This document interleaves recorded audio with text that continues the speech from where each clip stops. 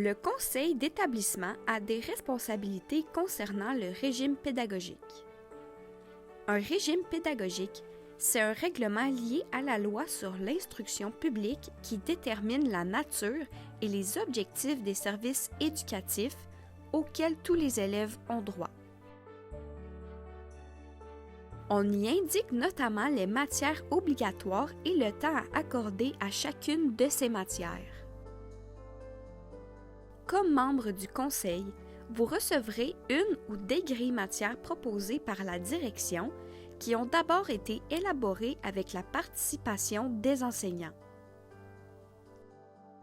Vous devrez regarder notamment le temps accordé aux matières, le nombre de périodes et les particularités pour certains projets pédagogiques particuliers. Les matières sont obligatoires, mais le temps est indicatif. Par exemple, il peut arriver que du temps soit retiré de certaines matières pour être ajouté à d'autres. Cependant, en tout temps, vous devez vous assurer que le temps alloué est suffisant pour atteindre les objectifs des programmes d'études et l'acquisition des contenus obligatoires. À titre d'illustration, le régime pédagogique indique un temps de 2 heures par semaine au primaire pour la matière obligatoire, éducation physique et à la santé.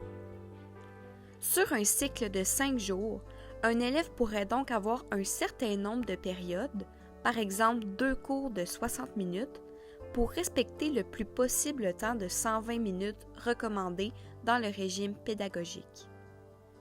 Si la grille matière proposée présente un temps beaucoup moindre, le conseil est en droit de se questionner sur les raisons qui amènent ce choix. Somme toute, si le conseil approuve la grille matière, elle est en vigueur l'année scolaire suivante. Si le conseil ne l'approuve pas, il ne peut la modifier et il doit la retourner à la direction. Les discussions sur la grille matière soulèvent parfois des points de vue très différents.